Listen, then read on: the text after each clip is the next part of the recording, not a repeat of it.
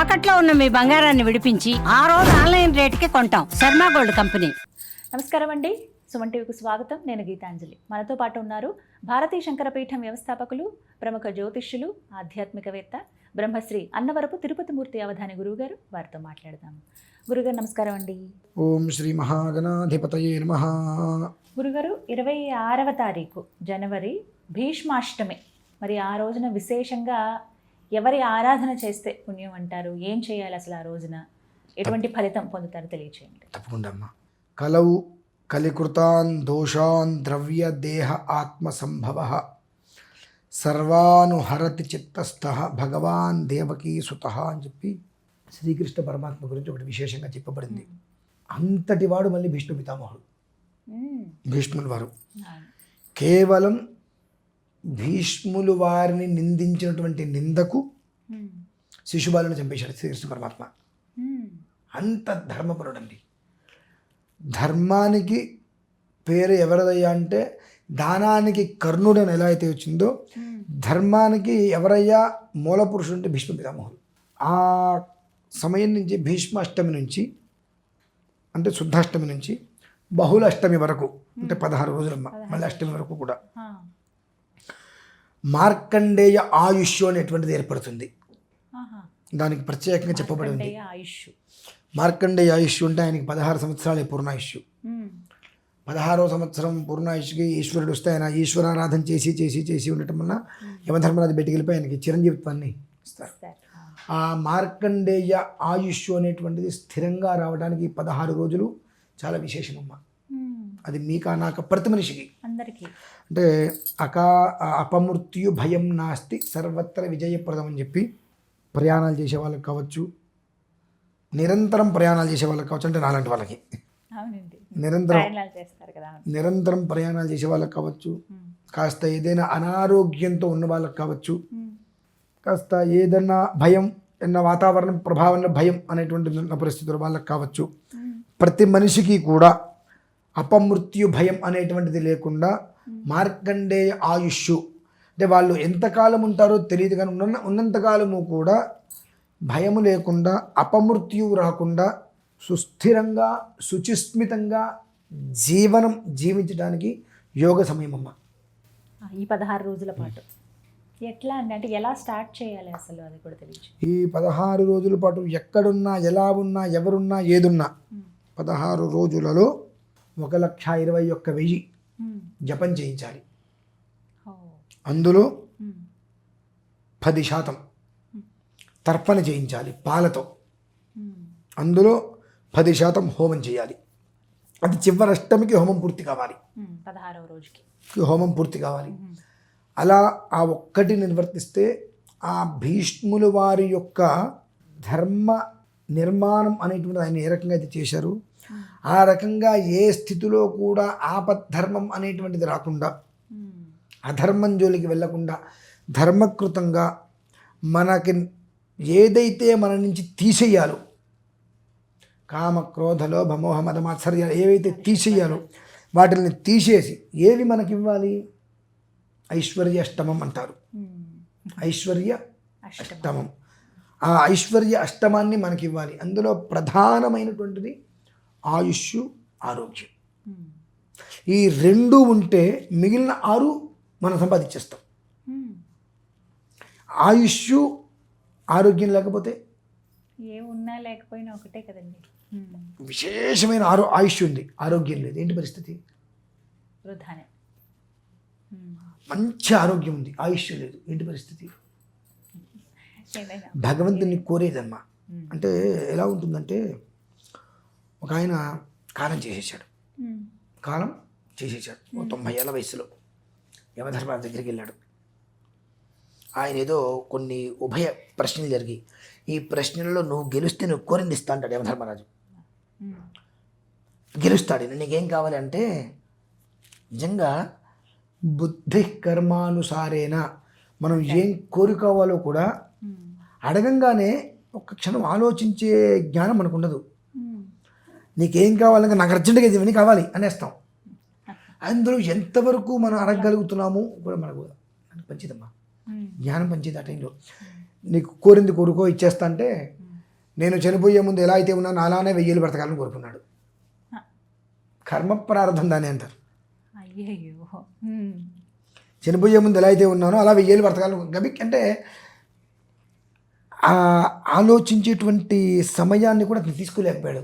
దాన్నే కర్మయోగము బుద్ధి కర్మానుసారేనా అంటారు. తీసుకున్నాడు. తథాస్తు అన్నాడు. వీడు బ్రతుకున్నాడు. వీడి ముందు వీడి తరతరాలన్నీ పోతున్నాయి.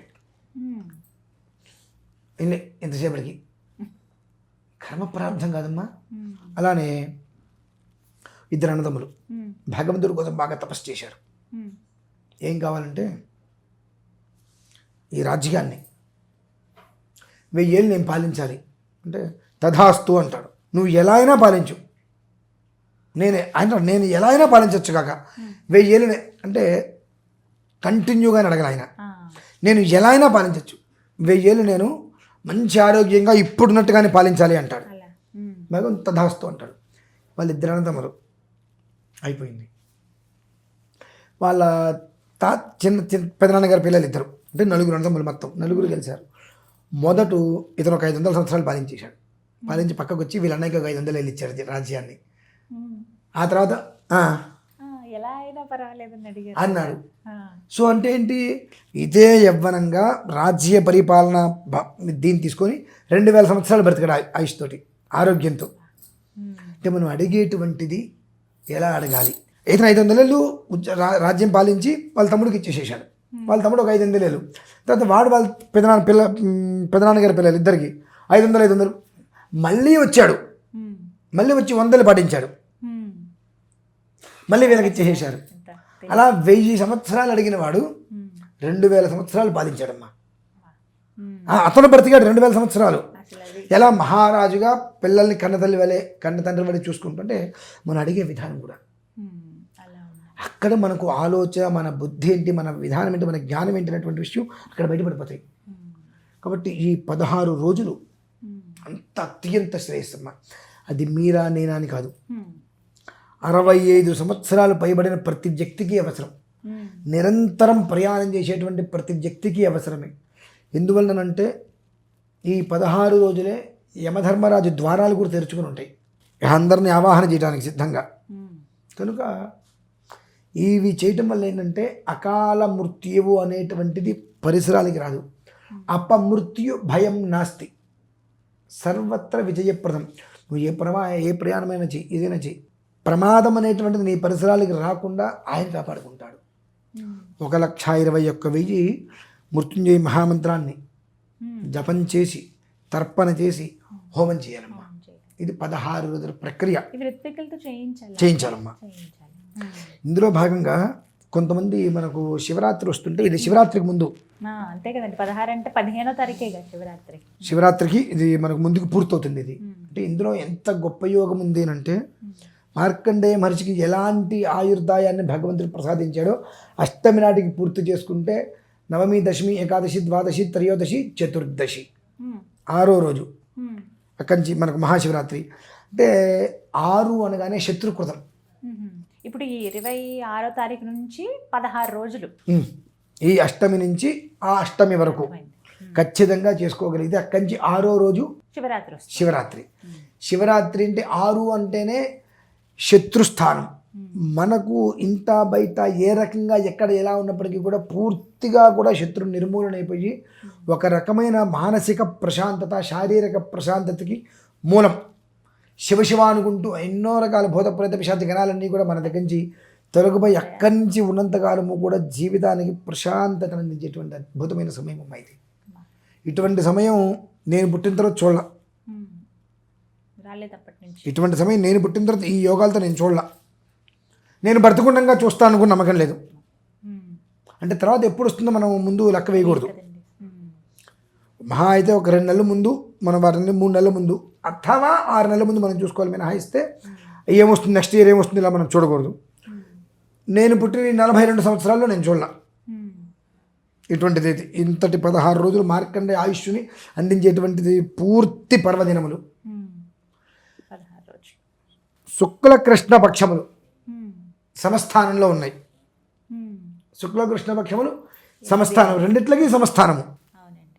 ఖచ్చితంగా కూడా ప్రతి ఒక్క మనిషి ఈ ఒక్క విధానాన్ని సద్వినియోగం చేసుకొని ఈ మాఘమాసంలో భగవంతుడి యొక్క అనుగ్రహం మనకు నిజంగా ఎంత అద్భుతమైన అంటే అమ్మా, మనం ఏకాదశి గురించి ఎంతగానో చెప్పుకున్నాం.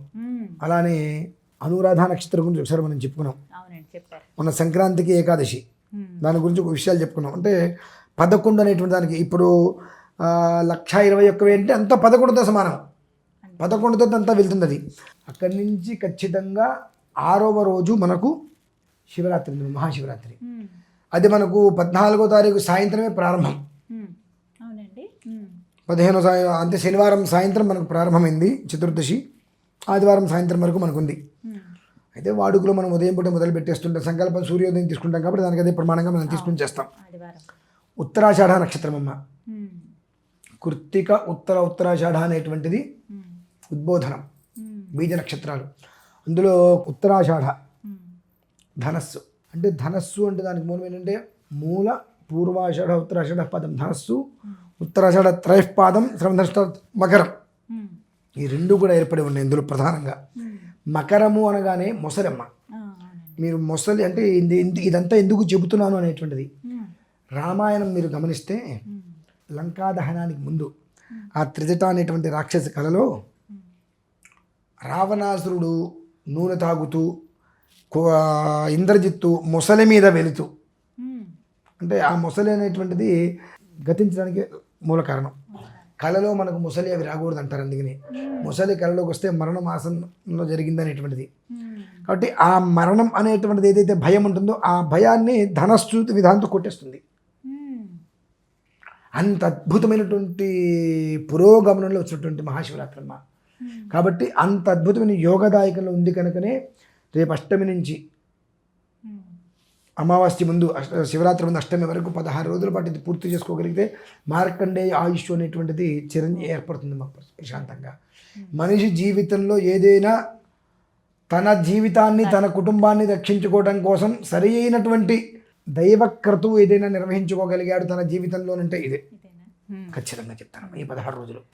అది కొంచెం దృష్టి పెట్టి ఆ రోజులు లెక్కించుకుని చేసుకుంటే మంచిది అంటారు. 26 నుంచే కాబట్టి ఇప్పుడు 26న ప్రారంభం అవ్వకపోయినా తర్వాత రోజు నుంచి అయినా చూడొచ్చు. కుదిరితే ప్రారంభం చేసుకోవటం, కుదరని పక్షం ఏదైనా ఇబ్బంది వస్తే తప్పితే, అంటే కర్మ ప్రారంభం అంటారమ్మా.